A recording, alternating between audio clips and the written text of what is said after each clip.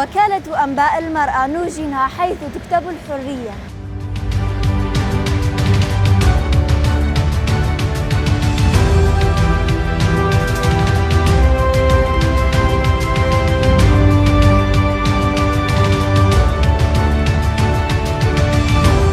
من أجل المرأة، من أجل الحرية، من أجل المستقبل نواصل المسيرة. Women's freedom is society freedom, and freedom of speech is the beginning of the path.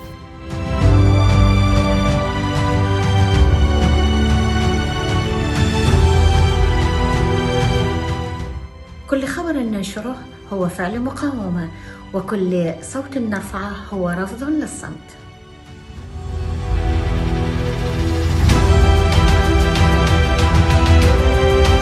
نؤمن بقوة الكلمة ونحمل رسالة المرأة.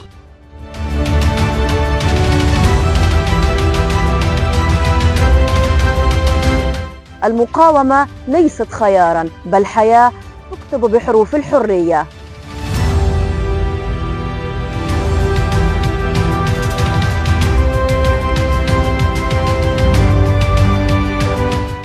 باوری سوزامه، آزادی ریامه، و سبروش چکرا پینوسامه.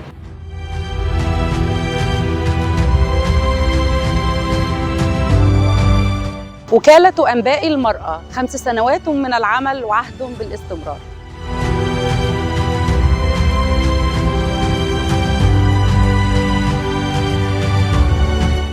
في وجه القمع، الكلمة سلاحنا والمقاومة نبضنا.